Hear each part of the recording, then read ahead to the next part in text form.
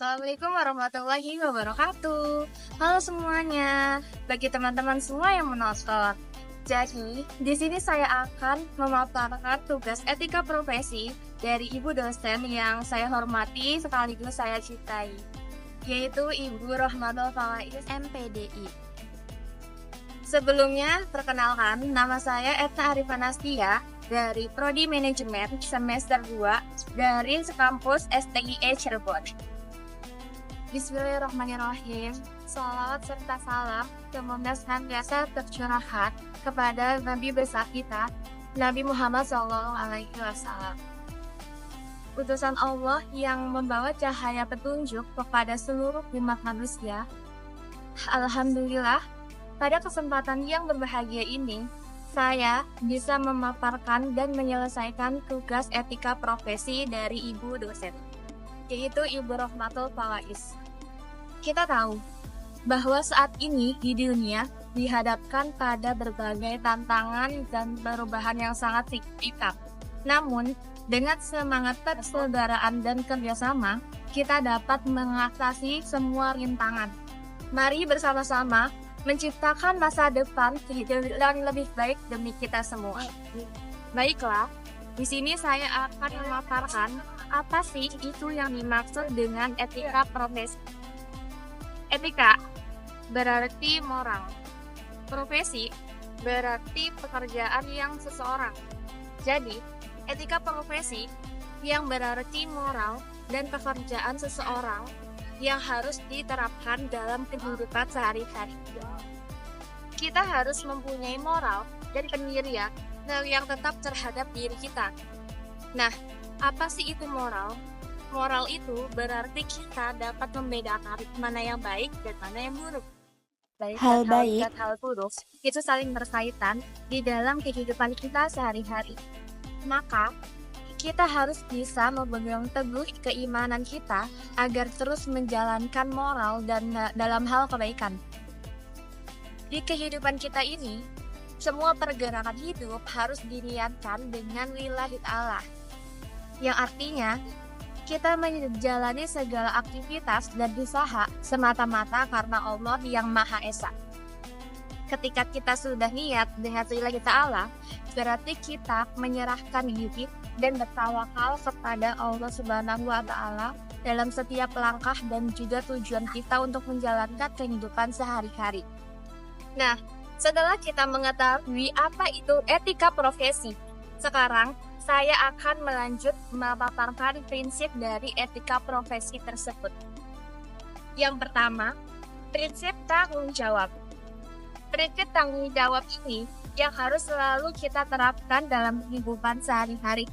Karena ketika kita sudah mempunyai prinsip tersebut, maka kita akan lebih berhati-hati dalam menjalankan hal yang buruk. Tanggung jawab ini cakupannya luas. Jadi, kita harus melakukan prinsip tanggung jawab ini dimanapun, baik dalam pekerjaan dan juga tugas. Ketika kita diamanahkan untuk memegang teguh jabatan pun, kita harus melandasi dan memegang prinsip tanggung jawab. Kadang, kita berbuat kesalahan dan lupa untuk bertanggung jawab. Itu artinya, di dalam diri kita belum menerapkan prinsip tersebut. Kita ini harus mempunyai prinsip, salah satu prinsipnya yaitu prinsip tanggung jawab dalam kehidupan. Jadi, agar terus bertanggung jawab dalam kehidupan sehari-hari, kita harus mempunyai prinsip tersebut. Nah, yang kedua, prinsip keadilan. Prinsip keadilan ini yang dimana kita harus mengutamakan nilai keadilan dalam setiap tindakan dan juga keputusan. Adil itu harus diterapkan dalam aspek apapun dan oleh siapapun. Ketika kita sudah menerapkan prinsip keadilan, berarti kita sudah memberikan hak yang adil tanpa merugikan siapapun. Karena ketika kita tidak mendapatkan keadilan, kita akan kecewa dan marah, betul? Nah, namun kita belum bertanya kepada diri kita sendiri, apa mungkin kita berbuat ketidakadilan? Maka dari itu, sekarang saya yang akhirnya tidak mendapatkan keadilan. Ketika kita ingin mendapatkan keadilan, kita juga harus mempunyai prinsip keadilan. Contohnya adil dalam kehidupan bermasyarakat, yang dimana ketika kita sedang membagi rezeki berupa makanan kepada tetangga, kita itu harus adil dalam membagi segala kebagian harta kita kepada orang lain tersebut tanpa harus menyinggung tetangga lain. Jadi prinsip keadilan ini sangat penting untuk kita terapkan dalam kehidupan sehari-hari yang kita jalankan tersebut. Lalu yang ketiga, prinsip integritas moral. Nah ini nih, prinsip ini seperti yang tadi saya jelaskan di awal, tentang apa itu etika profesi. Prinsip ini juga harus ada dalam diri kita. Dengan menjunjung tinggi kejujuran moralitas dan kehidupan kita sehari-hari, integritas ini mencakup menjaga kepentingan diri sendiri, profesi, dan masyarakat secara adil dan juga bertanggung jawab. Moral itu berarti kita dapat membedakan mana yang baik dan mana yang buruk. Dengan moral, seseorang dapat menilai dan mengarahkan perilakunya sesuai dengan standar yang berlaku di masyarakat, sehingga dapat diterima dan dihormati oleh lingkungan sosialnya. Jadi sikapnya, prinsip integritas moral ini harus kita jalankan dalam kehidupan sehari-hari. Karena pedoman hidup yang mengatur bagaimana seseorang seharusnya bertindak agar sesuai dengan nilai-nilai kebaikan dan norma sosial yang berlaku di masyarakat. Lalu yang keempat, prinsip kompetensi. Prinsip kompetensi ini harus memiliki pengetahuan, keahlian, dan keterampilan yang memadai, serta terus mengembangkan agar dapat menjalankan tugas dengan baik. Kompetensi ini berarti pengetahuan. Jadi kita harus memiliki pengetahuan yang luas dengan cara kita harus belajar di pendidikan setinggi-tingginya agar dapat mendapatkan pengetahuan yang luas juga.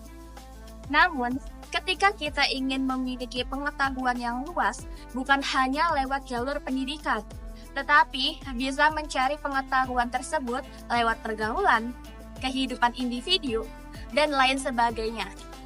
Nah, contohnya, ketika kita sudah mempunyai pergaulan yang baik, pastinya kita juga mendapatkan pengetahuan yang baik juga, benar? Benar. Nah, begitupun sebaliknya. Jadi, buat yang sedang melakukan pendidikan tinggi harus benar-benar menjalankannya dan mendapatkan pengetahuan yang baik juga.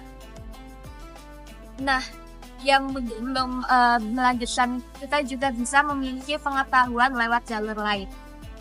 Yang terakhir nih, prinsip kepercayaan. Prinsip ini juga harus ada dalam kehidupan sehari-hari.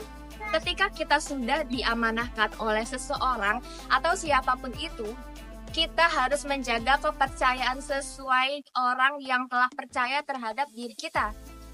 Memang sulit ya untuk memegang sebuah amanah itu. Maka dari itu, kita harus mempunyai iman atau keyakinan terhadap diri kita ketika kita sedang diamanahkan untuk menjaga kepercayaan.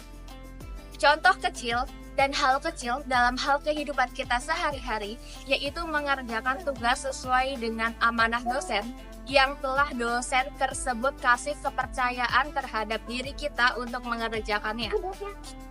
Ketika contoh dan hal kecil saja sudah kita terapkan dalam kehidupan sehari-hari, maka ketika kita diamanahkan dalam kepercayaan hal besar, insya Allah kita bisa memegang kepercayaan yang telah seseorang kasih kepercayaan kepada kita. Nah oke, sekarang saya akan memaparkan apa sih kaitannya etika profesi dan pendidikan anti korupsi. Mari kita belajar bersama-sama dalam hal tersebut. Nah, etika profesi dan pendidikan anti korupsi ini saling berkaitan satu sama lain. Karena keduanya bertujuan menanamkan nilai-nilai moral dan integritas dalam menjalankan tugas dan tanggung jawab di kehidupan kita sehari-hari ini. Etika profesi yang tadi saya jelaskan di awal, yaitu etika, berarti moral, dan profesi berarti pekerjaan seseorang. Moral pun berarti kita bisa membedakan mana yang baik dan mana yang buruk. Nah, pendidikan anti korupsi ini berkaitan dengan etika profesi. berarti mengajarkan mana yang harus dilakukan dan mana yang harus tidak boleh dilakukan, mana yang baik dan mana yang buruk. Etika profesi berarti menjalankan standar perilaku yang harus diterapkan dengan membedakan mana yang baik dan mana yang buruk. Sedangkan pendidikan anti korupsi berfokus pada penanaman kesadaran dan sikap menolak segala bentuk korupsi apapun, yang merupakan salah satu bentuk pelanggaran etika dan juga hukum. Etika profesi juga memiliki prinsip-prinsip yang sudah saya jelaskan di awal tadi, yaitu ada tanggung jawab, kepercayaan, keadilan, dan lain sebagainya.